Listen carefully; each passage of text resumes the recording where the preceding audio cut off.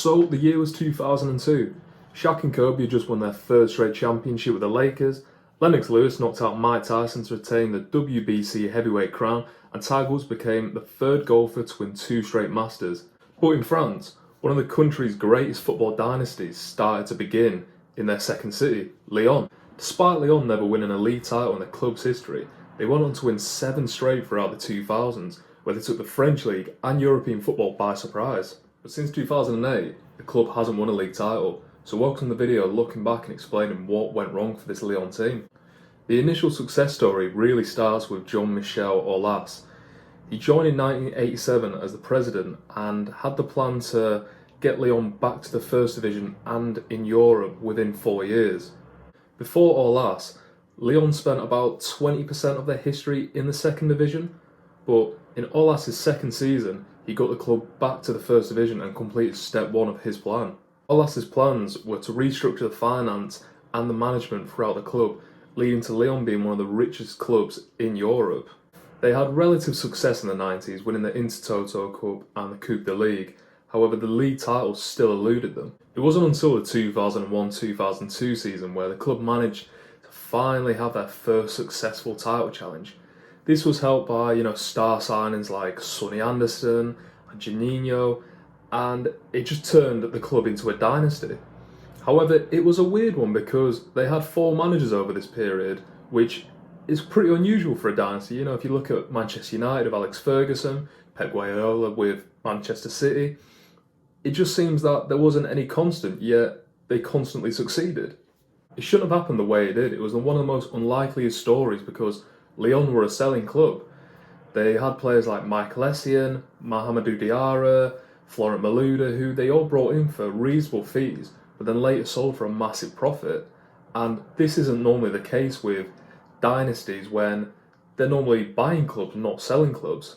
However, it was just the shrewd business and also the youth academy that just helped Lyon through this time and continue their success.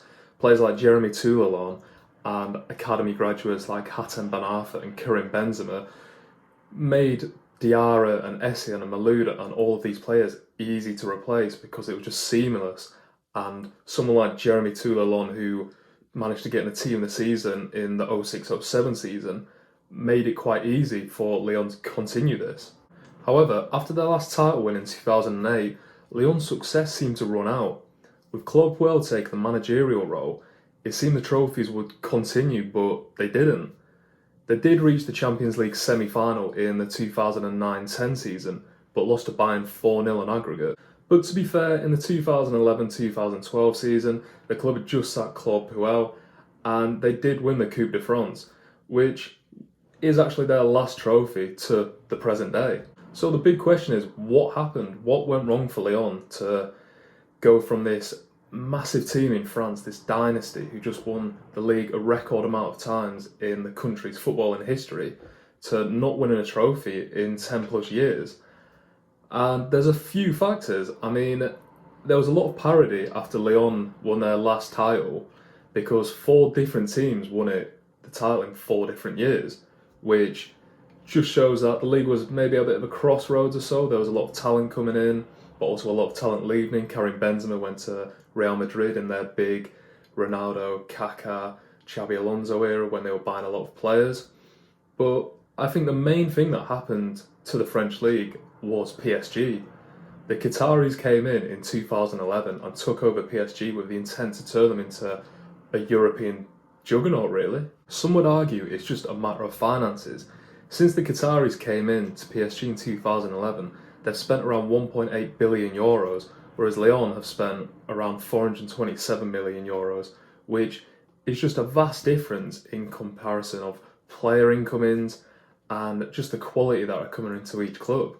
However, one of the glaring things I found out when researching about this Lyon team is that despite only spending 427 million euros on players from 2011, they also brought in 786 million euros worth of player sales, which is just incredible at a net spend about 350 million.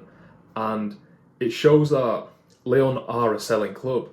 They invest so much in the youth academy and their recruitment is so good that they can turn a profit on these players. However, it didn't seem the money was getting reinvested into the squad, and therefore they weren't catching up with PSG, who were already at a massive advantage. And like I've said, Lyon have invested heavily in their youth academy, and it's still prominent, in today's world, because in the 2010s they had players like Alexander Lacazette, Tolisso, Hassan Aouar, Nabil Fekir, and even new players like Ryan Cherki, who, is one of the most young, promising players in the world at the moment. But it also could be the club's poor recruitment in terms of transfers, especially in the late 2000s, that halted the success of the club. With players like Kim Kallstrom, Ali Sissoko, and Michel Bastos, to name a few, who didn't really perform on the pitch, they all came in at quite high transfer fees.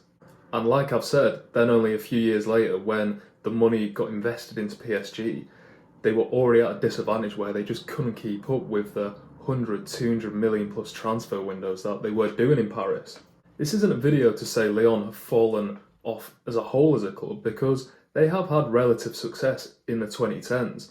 They came up runners-up in the league twice in a row in 2014-15 and 2015-16, and we all remember the quarter-final victory over Man City, which led them into the club's semi-final run again in the Champions League, where they only lost slightly to Bayern Munich. And it's not to say the recruitment didn't improve again and has been terrible, as they've brought in players like Bruno Guimaraes, Lucas Paqueta, Tanguy Ndombele, who were all sold at quite high transfer fees. But at this stage, it just wasn't enough. Now that PSG had established their dominant reign in France, winning 9 titles in 11 years, it only was the outliers such as Monaco in 2017 and Lyon in 2021 who stole a title from them. But the landscapes in France had just completely changed.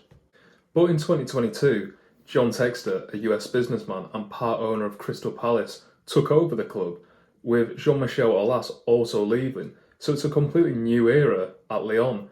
With a multi-club ownership model, Textor's aim is to create success similar to the Man City group.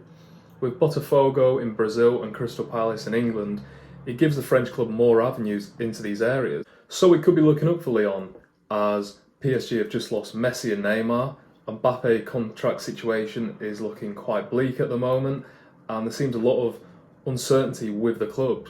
And with Lyon having a new ownership model, new president, and just a new way of thinking at the club, it could be their time to take back the crown and create another dynasty like they had in the 2000s. But if you want to answer the question of the video at where it did go wrong for Lyon, there are so many reasons why Lyon did fall off the way they did. PSG are probably the main one, as they spent 1.8 billion euros over the Qataris era at the club, which is just quite unattainable for other clubs because they just can't compete with the finances. So that is a quite legitimate excuse. And from what I've also read, it is interesting to see that people think Lyon was stuck in their own head. They're stuck in the ages that Jean-Michel Aulas, took them to in the 2000s, and they couldn't adapt, which prove why they did regress. I don't believe that it's been the talent that's been drying up for Lyon, because if you look at the youth academy, like I've said before, they keep on producing these excellent players, especially like this Ryan Cherki at the moment. But I think it was one of those that they can't have a positive net spend of over 300 million during the Qataris era in PSG, because it's just, you can't catch up with it.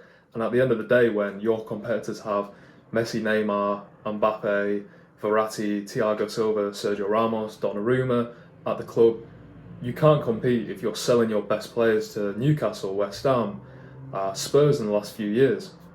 But at the end of the day, Lyon still have the record in France with 7 straight titles. They've had one of the best presidents in Jean-Michel Aulas, seen as quite a maverick in his day, and they're one of the most iconic clubs in Europe. So it will be exciting to see if they can, get back their success in the 2020s, and with maybe the demise of PSG upcoming, with potentially the Qataris pulling out, then I think Lyon is one of the clubs that might take this opportunity and might go back to what got them successful.